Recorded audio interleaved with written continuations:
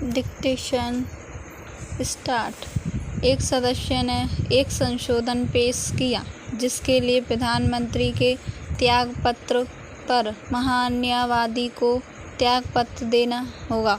उन्होंने तर्क दिया कि संविधान ने राज्यों में महाधिवक्ता को मुख्यमंत्री के इस्तीफा पर इस्तीफा देने के लिए अनिवार्य किया है, इसलिए अटॉर्नी जनरल के लिए एक समान प्रावधान किए जाने की ज़रूरत है।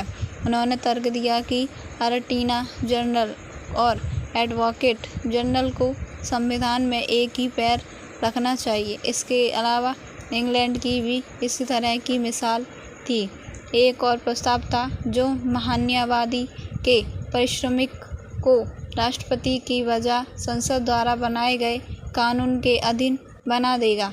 इससे लगातार वेतन सुनिश्चित होगा जो राष्ट्रपति के विवेक के अधीन नहीं होगा। एक सदस्य ने राष्ट्रपति और उपराष्ट्रपति के चुनावों को समकालिक करने का एक प्रस्ताव पेश किया।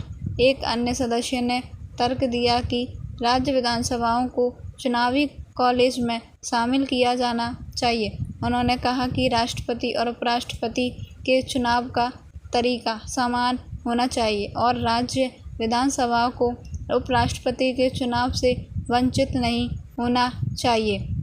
मसौदा समिति के अध्यक्ष ने चुनावी संरचना का बचाव किया। उन्होंने बताया कि राष्ट्रपति और उपराष्ट्रपति के चुनावों के लिए निर्वाचक मंडल की संरचना उनके कार्यों से निकटता से जुड़ी हुई है। राष्ट्रपति राज्य का मुखिया होता था जिसकी शक्तियाँ केंद्र और राज्यों तक फैली हुई थी, इसलिए राज्य विधानसभा को शामिल करना अनिवार्य हो गया था।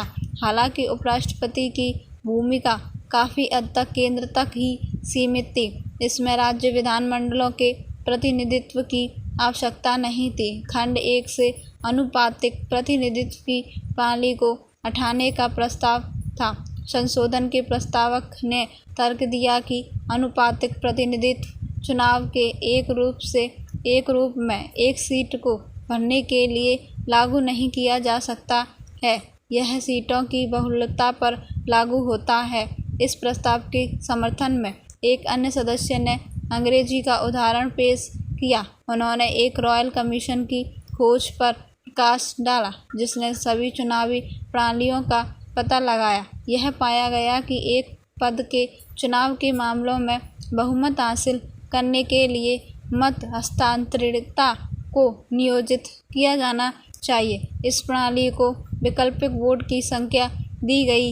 इसे आनुपातिक प्रतिनिधित्व से जोड़कर नहीं देखा जाना संग। जवाब में एक सदस्य ने बताया कि मसौदा अनुच्छेद 83 अनुच्छेद 102 भारत का संविधान 1950 ने संसद के सदस्यों की अयोग्यता को निर्धारित किया। चूँकि उपराष्ट्रपति को संसद का सदस्य बनाने के योग्य होना था, इसलिए अतिरिक्त आधारों को सम्मिलित करना आवश्यक था।